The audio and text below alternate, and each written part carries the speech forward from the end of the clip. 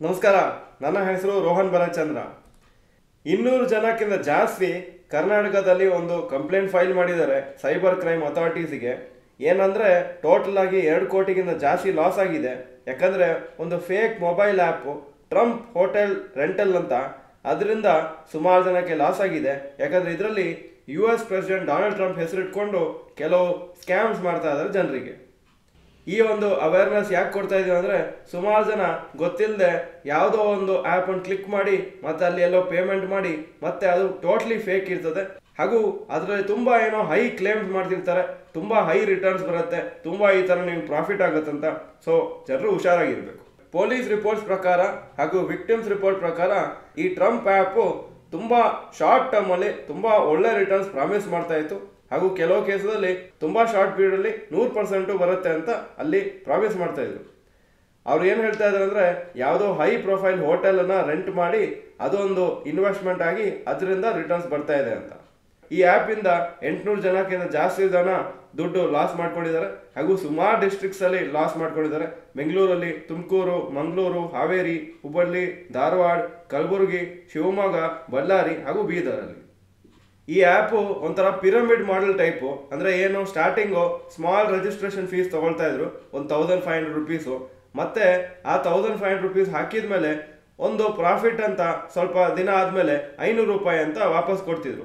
ಆವಾಗ ಜನರಿಗೆ ಒಂಥರ ಕಾನ್ಫಿಡೆನ್ಸ್ ಬರುತ್ತೆ, ಓ 500 ರೂಪಾಯಿ ಆಲ್ರೆಡಿ ಪ್ರಾಫಿಟ್ ಬಂದಿದೆ ಅಂತ. ಮತ್ತು ಈ ಸ್ಮಾಲ್ ರಿಟರ್ನ್ಸ್ ಬಂದಮೇಲೆ ಕಾನ್ಫಿಡೆನ್ಸ್ ಜಾಸ್ತಿ ಆದಮೇಲೆ ಆವಾಗ ಎನ್ಕರೇಜ್ ಮಾಡ್ತಾರೆ ಹೈಯರ್ ಅಮೌಂಟ್ ಇನ್ವೆಸ್ಟ್ಮೆಂಟ್ ಮಾಡಿ, ಆವಾಗ ಜಾಸ್ತಿ ಪ್ರಾಫಿಟ್ ಬರುತ್ತಂತ. ಆವಾಗ ಫೈನಲಿ ತುಂಬ ಜನ ಜಾಸ್ತಿ ಅಮೌಂಟ್ ಹಾಕಿದ ಮೇಲೆ ಒಂದು ದಿವಸ ಅವ್ರು ಎಲ್ಲನೂ ಕ್ಲೋಸ್ ಡೌನ್ ಮಾಡಿ ನಾಪತ್ತೆ ಆಗಿಬಿಡ್ತಾರೆ. ಈ ಪರ್ಟಿಕ್ಯುಲರ್ ಆ್ಯಪಲ್ಲಿ ವರ್ಕ್ ಫ್ರಮ್ ಹೋಮ್ ಅಸೈನ್ಮೆಂಟ್ಸು ಕೊಡ್ತಿದ್ರು. ಅದರಲ್ಲಿ ಯಾರ್ದೋ ಕಂಪ್ನಿದು ಪ್ರೊಫೈಲೆಲ್ಲ ಬರೀಬೇಕು, ಅದಕ್ಕೂ ನಾವು ದುಡ್ಡು ಕೊಡ್ತೀವಿ ಅಂತ ಹೇಳ್ತಾ ಇದ್ರು. ಸುಮಾರು ಜನ ಅದಕ್ಕೆ ಆ ರಿಜಿಸ್ಟ್ರೇಷನ್ ಫೀಸ್ ಪೇಮೆಂಟ್ ಮಾಡಿ ಮತ್ತೆ ಅದನ್ನು ಲಾಸ್ ಮಾಡ್ಕೊಂಡಿದ್ದಾರೆ.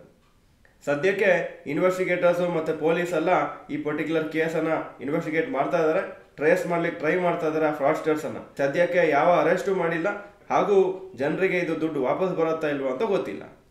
Topic number 2, Jio BlackRock asset management ಕಂಪ್ನಿಯವರು ಇದು 50-50 joint venture with Jio financial services ಹಾಗೂ ಬ್ಲ್ಯಾಕ್ ರಾಕ್. ಅವರಿಗೆ ಸೆಬಿ ಅಪ್ರೂವಲ್ ಸಿಕ್ಕಿದೆ ಮ್ಯೂಚುವಲ್ ಫಂಡ್ ಬಿಸ್ನೆಸ್ನ ಸ್ಟಾರ್ಟ್ ಮಾಡಲಿಕ್ಕೆ. ಈ ಒಂದು ಜಾಯಿಂಟ್ ವೆಂಚರ್ ಜುಲೈ 26, 2023 ಫಾರ್ಮ್ ಆಗಿತ್ತು. ಹಾಗೂ 2024 ಅಕ್ಟೋಬರ್ ಅಷ್ಟೊಳಗೆ ಅವರಿಗೆ ಪ್ರಿಲಿಮಿನರಿ ಅಪ್ರೂವಲ್ ಸಿಕ್ಕಿತ್ತು ಜಿಯೋ ಫೈನಾನ್ಷಿಯಲ್ ಸರ್ವಿಸಸ್ ಮತ್ತು ಬ್ಲ್ಯಾಕ್ ರಾಕಿಗೆ, ನೀವು ಮ್ಯೂಚುವಲ್ ಫಂಡ್ ಬಿಸ್ನೆಸ್ನ ಸ್ಟಾರ್ಟ್ ಮಾಡ್ಬೋದು ಅಂತ. ಈಗ ಅದು ಫೈನಲ್ ಅಪ್ರೂವಲ್ ಸಿಕ್ಕಿದೆ. ಹಾಗೂ ಈ ಜಿಯೋ ಫೈನಾನ್ಷಿಯಲ್ ಸರ್ವಿಸಸ್ ನಿಮಗೆ ಗೊತ್ತಿದ್ದಾಗೆ ರಿಲಯನ್ಸ್ ಗ್ರೂಪ್ ಕಂಪ್ನಿ. ಸೊ ಅವರಿಗೆ ತುಂಬ ಒಂದು ಸ್ಕೋಪ್ ಇದೆ ಅವರ ಮ್ಯೂಚುವಲ್ ಫಂಡ್ಸನ್ನು ಚೆನ್ನಾಗಿ all over the country distribute ಮಾಡೋಕ್ಕೆ. Jio BlackRock asset management ಅವರು ಇನ್ನೊಂದು ಅನೌನ್ಸ್ಮೆಂಟು ಮಾಡಿದರು. ಅವರು ಸಿಡ್ ಸ್ವಾಮಿನಾಥನನ್ನು ಮ್ಯಾನೇಜಿಂಗ್ ಡೈರೆಕ್ಟರ್ ಹಾಗೂ CEO ಆಗಿ ಅಪಾಯಿಂಟ್ ಮಾಡಿದ್ದಾರೆ. ಅವರಿಗೆ 20 ವರ್ಷಕ್ಕಿಂತ ಜಾಸ್ತಿ ಎಕ್ಸ್ಪೀರಿಯನ್ಸ್ ಇದೆ ಅಸೆಟ್ ಮ್ಯಾನೇಜ್ಮೆಂಟ್ ಫೀಲ್ಡಲ್ಲೇ.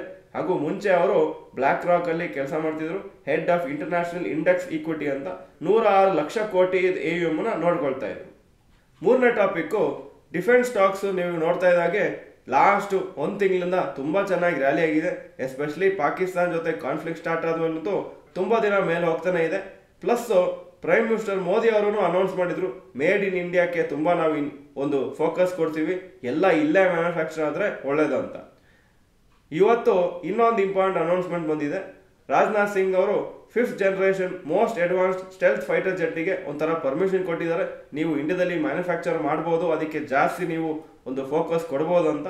ಹಾಗೂ ಡೊಮೆಸ್ಟಿಕ್ ಕಂಪ್ನಿ ಜೊತೆಗೆ ನೀವು ಪಾರ್ಟ್ನರ್ ಮಾಡಿಕೊಂಡು ಇದನ್ನು ಇಂಡಿಪೆಂಡೆಂಟ್ ಆಗಿ ನೀವು ಈ ಮ್ಯಾನುಫ್ಯಾಕ್ಚರಿಂಗಿಗೆ ನೀವು ಪ್ಲ್ಯಾನ್ ಮಾಡ್ಬೋದು ಅಂತ ಎಲ್ಲ ಕಂಪ್ನೀಸ್ಗೆ ಅನೌನ್ಸ್ಮೆಂಟ್ ಮಾಡಿದ್ದಾರೆ. ಈ ಒಂದು ಪ್ರಾಜೆಕ್ಟ್ ತುಂಬ ಇಂಪಾರ್ಟೆಂಟು. ಯಾಕಂದರೆ ಇಂಡಿಯನ್ ಏರ್ ಫೋರ್ಸದು ಸ್ಕ್ವಾಡ್ರನ್ ಸೈಜು, ಅಂದರೆ ಸ್ಕ್ವಾಡ್ರನ್ ಅಂತ ಒಂದು ಗ್ರೂಪು, ಅದು ಸದ್ಯಕ್ಕೆ 31 ಗ್ರೂಪ್ಸ್ ಇದೆ ಏರ್ಫೋರ್ಸಲ್ಲಿ. ನಮಗೆ ಅಪ್ರೂವ್ಡ್ ಸ್ಟ್ರೆಂತ್ ಇರೋದು 42. ಯೂಶಲಿ ಒಂದು ಸ್ಕ್ವಾಡ್ರನಲ್ಲಿ 18 ಏರ್ಕ್ರಾಫ್ಟ್ಸ್ ಇರ್ತದೆ. ಹಾಗೂ 18 × 31 ಇರ್ಬೋದು ಸದ್ಯಕ್ಕೆ, ಆದರೆ 42 × 18 ಆಗಬೇಕು. ಅಂದರೆ ಎಷ್ಟೋ ಆಲ್ಮೋಸ್ಟ್ 200 ಏರ್ಕ್ರಾಫ್ಟ್ದು ಶಾರ್ಟೇಜ್ ಇದೆ ಸದ್ಯಕ್ಕೆ.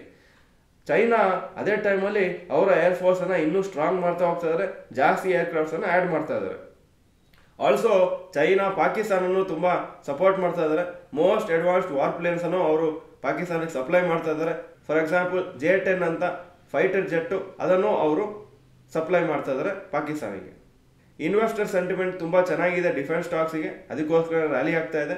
ಹಾಗೂ ಮಾರ್ಚ್ ಕ್ವಾರ್ಟರ್ ರಿಸಲ್ಟ್ಸು ತುಂಬ ಚೆನ್ನಾಗಿತ್ತು. ಆಸ್ ಪರ್ ಅನಾಲಿಸ್ಟ್ ಫೋರ್ಕಾಸ್ಟೇ ಬಂದಿದೆ ಡಿಫೆನ್ಸ್ ಸ್ಟಾಕ್ಸ್. ಈ ವಿಡಿಯೋ ಚೆನ್ನಾಗಿದ್ರೆ ಲೈಕ್ ಬಟನ್ ಪ್ರೆಸ್ ಮಾಡಿ ಹಾಗೂ ವಿಡಿಯೋ ಎಲ್ಲ ಫ್ರೆಂಡ್ಸ್ಗೂ ಕಳಿಸ್ಕೊಡಿ. ಈ ವಿಡಿಯೋ ನೋಡೋದಕ್ಕೆ ಧನ್ಯವಾದಗಳು. ನಮಸ್ಕಾರ.